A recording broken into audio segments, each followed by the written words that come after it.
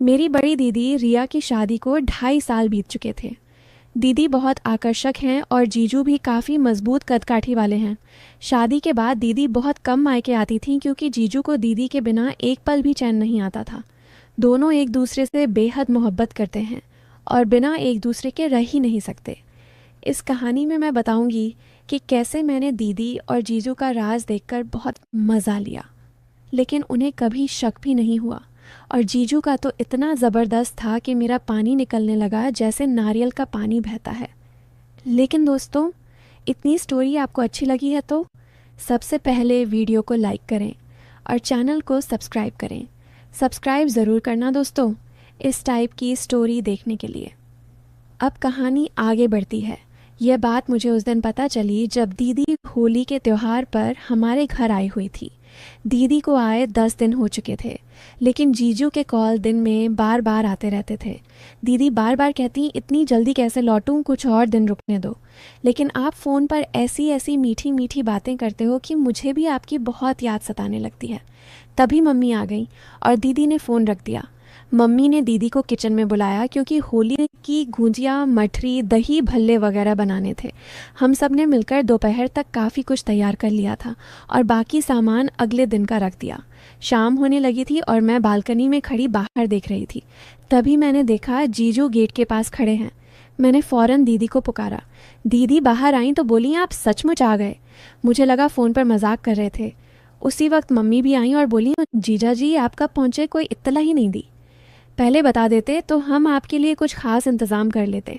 जीजू बोले, नहीं सासू माँ, ऑफिस का कुछ काम था तो सोचा चलते चलते आप सबसे मिल लूँ। मम्मी बोली, अभी जाने की बात मत कीजिए, अभी अभी आए हैं तो खाना पीना करके आराम कीजिए, कल सुबह जाना। मैं आपको अभी जाने नहीं दूंगी। जीजू चुप रहे और मुझे पता था वे यहाँ ठहरने ही आए हैं। तभी दीदी गिलास में शरबत लेकर आईं और जीजू को देते हुए कान में धीरे से बोली, मुझे पता है आप किस मकसद से आए हैं। 10 दिन भी नहीं सह सके मेरे बिना। जीजू हंसकर बोले, तुम तो हो ही इतनी प्यारी।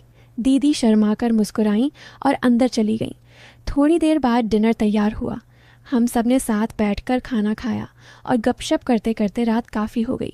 जीजू का बिस्तर पास वाले गेस्ट रूम में बिछा दिया गया था और अब सब सोने की तैयारी में लग गए। घर वाले अपने अपने कमरे में चले गए, लेकिन मैं और दीदी अभी भी लिविंग में सोफे पर बैठी कोई रोमांटिक सीरियल देख रही थी। सीरियल में रोमांस का सीन चल रहा था जो मुझे भी पसंद था और दीदी को भी। थोड़ी देर बाद जीजू ने जम्हाई लेकर कहा, अरे यार नींद बहुत आ रही है। दीदी मन ही मन हंसते हुए बोली, तो जाइए ना, गेस्ट रूम में बिस्तर तैयार है, अच्छे से सो लीजिए, मैं सीरियल ख़त्म करके बाद में आ जाऊंगी। जीजू का मुंह लटक गया। वे थोड़ा नाराज़ होकर कमरे की तरफ चले गए। मुझे और दीदी को हंसी छूट पड़ी, लेकिन हम चुप रहीं।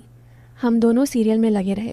कुछ देर बाद दीदी बोली, छोटी अब मुझे भी नींद आने लगी है, मैं सोने जा रही हूँ। मैंने तुरंत कहा, दीदी अगर आप भी चली गई तो मुझे अकेले डर लगेगा, आपको मालूम है ना, रात को मुझे अंधेरे में डर लगता है। दीदी रुकी और बोली, अच्छा ठीक है, थोड़ी देर और रुक जाती हूँ। तभी जीजू ने कमरे से आवाज़ लगाई, रिया पानी चाहिए। दीदी बोली, रुक छोटी, मैं जीजू को पानी देकर आती हूँ। मैंने कहा, जल्दी आना। दीदी फ्रिज से पानी की बोतल लेकर जीजू के कमरे में चली गई। मैंने सोचा अभी लौट आएंगी, लेकिन 10 मिनट बीत गए, कोई दिखाई नहीं दिया। डरते डरते मैंने दीदी को पुकारा। थोड़ी देर बाद दीदी बाहर आईं। उनकी सलवार कमीज़ थोड़ी सिलवट वाली थी, बाल उलझे हुए थे और सांसें तेज़ चल रही थीं। मैंने घबराकर पूछा, दीदी इतनी देर क्यों लग गई, मुझे बहुत डर लग रहा था। दीदी हंसकर बोली, अरे कुछ नहीं, तुम्हारे जीजू को बहुत ज़ोर की प्यास लगी थी इसलिए थोड़ा वक्त लग गया। तभी जीजू बाहर आए और बोले, अरे मेरा पावर बैंक डिस्चार्ज हो रहा है, क्या तुम मेरे लिए चार्जर ले आओगी। दीदी बोली, ठीक है, देखती हूँ, आप यहीं ठहरिए। लेकिन जीजू बोले, नहीं तुम लाओ, मैं कमरे में इंतज़ार करता हूँ। कहकर वे वापस चले गए। दीदी मेरे रूम से चार्जर उठाकर जीजू को देने कमरे में गईं। मैंने सोचा चार्जर देकर तुरंत लौट आएंगी, लेकिन काफ़ी देर हो गई, दीदी नहीं दिखी। मैंने फिर पुकारा, लेकिन कोई जवाब नहीं। मैं समझ गई शायद दीदी फ़ोन चार्जिंग देख रही होंगी। थोड़ा डर भी लग रहा था, इसलिए मैंने टीवी ऑफ़ किया और अपने कमरे में चली गई। लेकिन नींद नहीं आ रही थी। बिस्तर पर लेटकर मैं फ़ोन यूज़ करने लगी। आधा घंटा बाद फ़ोन बंद हो गया, बैटरी ख़त्म। अब मैं चार्जर तलाशने लगी, लेकिन याद आया चार्जर तो दीदी ले गई हैं। मैं दुविधा में पड़ गई, क्या जाऊं या नहीं। नींद भी नहीं आ रही थी और बोरियत भी हो रही थी। मैंने सोचा शायद चार्जिंग अभी शुरू हुई होगी। मन में तर्क आया, आजकल फास्ट चार्जर बहुत तेज़ काम करते हैं, लेकिन कुछ फ़ोन ऐसे भी होते हैं जिनकी बैटरी धीरे चार्ज होती है, चाहे कितना तेज़ चार्जर हो समय तो लगता ही है।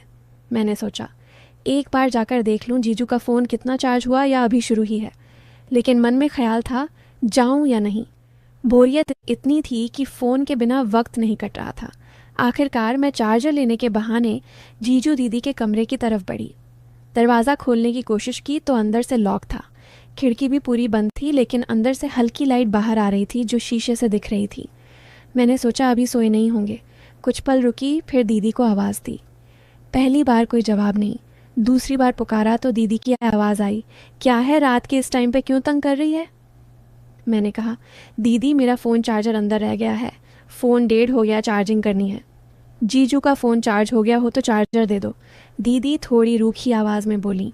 अरे अभी चार्ज नहीं हुआ, जीजू के फ़ोन को बहुत टाइम लगता है, चार्जिंग अभी शुरू हुई है, तुम जाकर सो जाओ, परेशान मत करो। मैंने कहा, दीदी बस 5 मिनट के लिए दे दो, मेरा फ़ोन फास्ट चार्ज होता है। दीदी बोली, अच्छा बाबा लाती हूँ, तुम अपने कमरे में जाओ। मैं कमरे में लौट आई। थोड़ी देर बाद दीदी चार्जर लेकर आई और बोली, लो तेरा चार्जर, अब चुपचाप सो जाओ। जैसे ही चार्जर लिया मेरी नज़र दीदी पर पड़ी। मैंने आश्चर्य से कहा, दीदी ये क्या, आपने जीजू की टी शर्ट पहन रखी है, आप तो सलवार सूट में थी ना। दीदी झेंप कर बोली, चुप रह, बस जा रही हूँ, कहकर वे कमरे में वापस चली गईं। मैंने चार्जर से फ़ोन चार्ज शुरू किया। सिर्फ 20 मिनट में काफ़ी बैटरी आ गई। मैंने सोचा अब चार्जर वापस दे आती हूँ, अगर दीदी सो रही हों तो मैं खुद जीजू का फ़ोन लगा दूंगी। चार्जर लेकर मैं उनके कमरे की तरफ गई। इस बार दरवाज़ा थोड़ा सा खुला था। शायद दीदी जल्दबाजी में ठीक से बंद नहीं कर पाई। जैसे ही मैंने दरवाज़ा खोला और अंदर कदम रखा, मेरे सामने जो दृश्य था वो मैंने कभी नहीं देखा था।